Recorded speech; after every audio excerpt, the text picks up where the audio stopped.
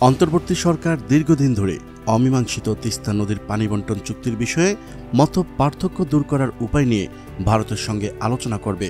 বিষয়টি দীর্ঘদিন ধরে ঝুলে আছে, এতে কোনো দেশেরই লাভ হচ্ছে না বলে মন্তব্য করেছেন প্রধান উপদেষ্টা অধ্যাপক ড মোহাম্মদ ইউনূস। শুক্রবার পিটিআই নিউজের ওয়েবসাইটে এই সাক্ষাৎকার প্রকাশিত হয়েছে। তিনি পানি বণ্টন চুক্তি নিয়ে ভারত সরকারকেও সতর্ক করেন। পিটিআইকে তিনি বলেন, এটা নতুন কোনো ইস্যু নয়, বরং খুবই পুরনো বিষয়। আমরা বিভিন্ন সময় এই বিষয়ে কথা বলেছি। পাকিস্তান শাসনামল থেকে এ নিয়ে আলোচনা শুরু। ড ইউনূস আরও বলেন, আন্তর্জাতিক নিয়ম মেনেই এই ইস্যুটির সমাধান করতে হবে। বাংলাদেশের মতো ভাটির দেশগুলো নির্দিষ্ট কিছু অধিকার রয়েছে, আমরা সেই অধিকার চাই। প্রধান উপদেষ্টা বলেন, বিষয়টি পানি বণ্টন নিয়ে বসে থাকার ফলে এতে কোনো কাজই হচ্ছে না। আমি যদি জানি আমি কতটুকু পানি পাবো সেটা ভালো হতো। এমনকি পানির পরিমাণ নিয়ে যদি আমি খুশি নাও হই তাতেও কোনো সমস্যা নেই।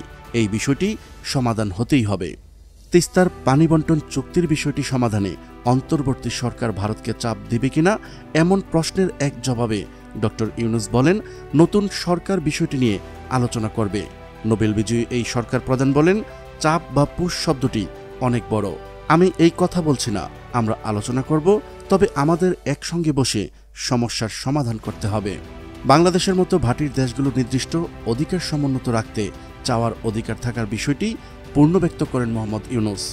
বন্যার বিষয়ে ভারতের পররাষ্ট্র মন্ত্রণালয় বলেছে, দুই দেশের অভিন্ন নদীর পানি উপচে পড়া একটি অভিন্ন সমস্যা, যা উভয় দেশের মানুষের উপর প্রভাব ফেলছে।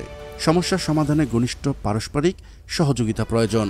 ভারতের তৎকালীন প্রধানমন্ত্রী মনমোহন সিংয়ের 2011 সালে ঢাকা সফরকালে তিস্তার পানি বণ্টন চুক্তি স্বাক্ষর অনেকটা চূড়ান্ত হয়ে গিয়েছিল। তবে পশ্চিমবঙ্গের মুখ্যমন্ত্রী এই চুক্তিকে অনুমোদন দিতে অস্বীকৃতি জানানোর ফলে চুক্তি আর হয়নি। তখন মমতা ব্যানার্জি দাবি করেছিলেন তার রাজ্যেই পানির সংকট রয়েছে। প্রিয় দর্শক, আজ এই পর্যন্তই। শুরু থেকে শেষ পর্যন্ত চেষ্টা করেছি তিস্তার পানি বণ্টন নিয়ে সর্বশেষ ও সঠিক তথ্য উপস্থাপন করতে। কোথাও কোনো তথ্যগত ভুল কিংবা আপনার পরামর্শ থেকে থাকলে তা কমেন্ট করে জানাতে পারেন। দেখা হচ্ছে পরবর্তী ভিডিওতে। ততক্ষণ পর্যন্ত মহান আল্লাহ তাআলা সবাইকে ভালো রাখুক, সুস্থ রাখুক। আল্লাহ হাফেজ।